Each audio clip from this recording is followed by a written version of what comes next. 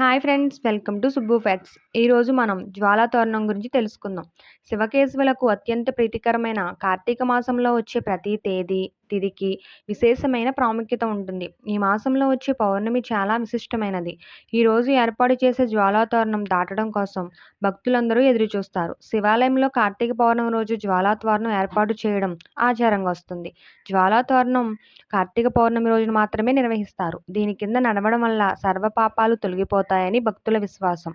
ఈ జ్వాలాతోరణం దర్శనం చేసుకున్న వారికి పునర్జన్మ అనేది ఉండదు. అందుకే కార్తీక మాసంలో వచ్చే పౌర్ణమి రోజు ఏర్పాటు చేసే జ్వాలాతోరణం దర్శించుకునేందుకు భక్తులు వేలాది మంది శివాలయాలకు చేరుకుంటారు. శివాలయం ముందు 2 కర్రలు నిలువుగా ఏర్పాటు చేస్తారు.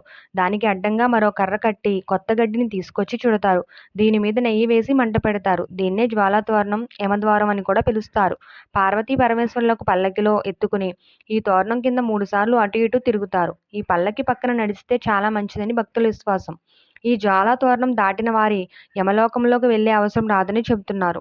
ఎందుకంటే యమలోకంలోకి ప్రవేశించగానే అగ్ని తోరణం కనిపిస్తుంది. దీని ద్వారానే లోపలికి అడుగు పెడతారు. పాపాలు చేసేవారికి వేసే మొదటి శిక్ష ఇదేనని పురాణాలు చెబుతున్నాయి.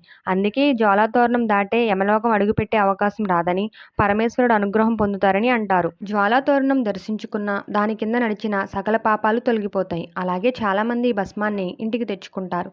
అలాగే ఈ గడ్డిని కూడా ఇంటికి తెచ్చుకొని ఇంటి గుమ్మంలో కట్టుకుంటారు. ఇలా చేయడం వల్ల భూత, ప్రేత, పిశాచాల నుంచి విముక్తి లభిస్తుందని, వాటి వల్ల ఎటువంటి ఇబ్బందులు రాకుండా కాపాడుతుందని నమ్ముతారు. కార్తీక పౌర్ణమి రోజు ఎవరైతే జ్వాలాతోరణం 3 సార్లు దాటుతారో వారికి శివయ్య అనుగ్రహం లభిస్తుందని భక్తుల విశ్వాసం.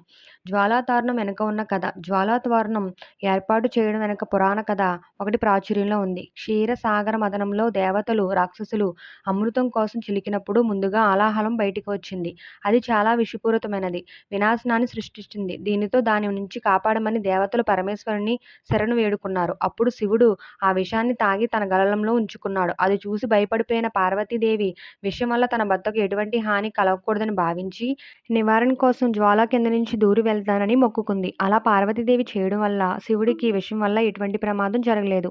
అప్పటి నుంచి ప్రతి సంవత్సరం దీన్ని జ్వాలాతోరణంగా భావించి దాటడం ఆనవాయితీగా వస్తుంది. మీకు ఈ వీడియో నచ్చినట్లయితే please like, share and subscribe my channel. Thank you for watching.